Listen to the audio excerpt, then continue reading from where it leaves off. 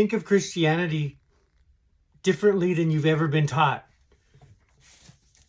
This is the Gnostic Bible, and I would like to try to give a more concise explanation of another video that I did. So if we think about Christianity as the origin story was that there was Adam and Eve, there was God, we just call God. There was a serpent. The serpent tempted Eve. Eve ate from the forbidden fruit. Had Adam eat from the forbidden fruit. That was the original sin. They were kicked out of the garden, and we are separated from God. That was original sin. It doesn't seem like it was that much of a horrible sin, but that's the way the story goes.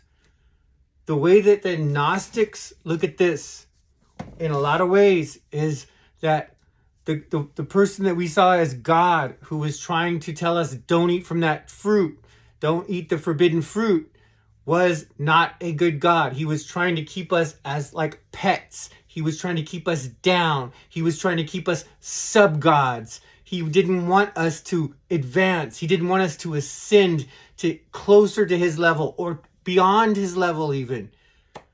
But the serpent that was been vilified, the snake in the garden, I would say it's a dragon in the garden, was another God who was actually trying to help us, who was trying to tell us, you won't die. And that's another thing. God said, if you eat from the forbidden fruit, you will surely die. They didn't die. Humans are still around today. So did God lie? That's another thing to think about. The God in the Garden of Eden was not a good God. He was trying to hold us back. The serpent was another God representing the New Testament God who wanted to uphold humans, who wanted humans to live to their full potential, to eat from fruit of knowledge, to educate ourselves, to do magic, to do our own worship, not to follow strict laws from some other God, some God that's trying to hold us back, but to liberate us. This is why they killed most of the people that had these writings, and they found these in the Nag Hammadi library, and they were always burned.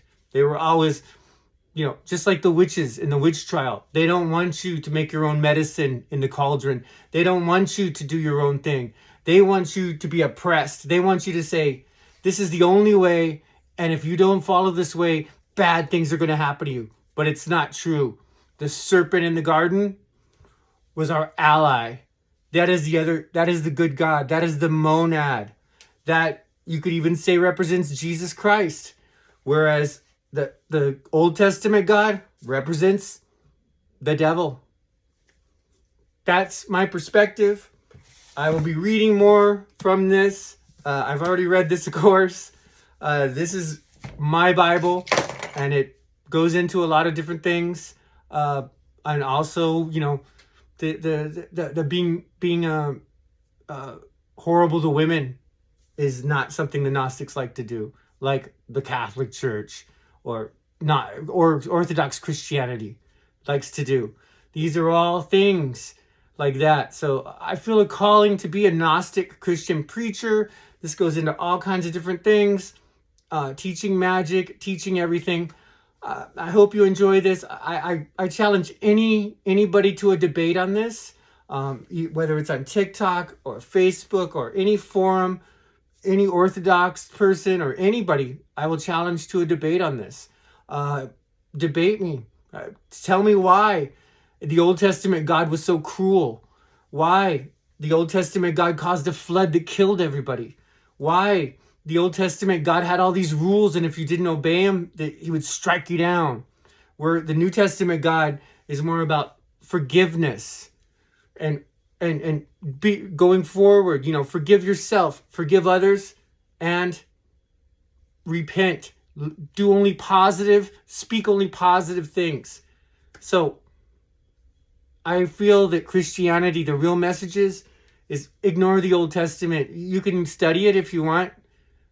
The real thing is find your own gnosis, find your own knowledge in it, And the key thing is forgiveness. Forgive yourself. Forgive yourself. You were trying your best, even if you did something horrible. Forgive yourself. That's the hardest thing to do. Forgive others. That's easier. Just forgive people. Forgive them. Doesn't mean you have to keep repeating the cycle and let them keep abusing you or hurting you. But forgive them, because when you forgive somebody, you help yourself first.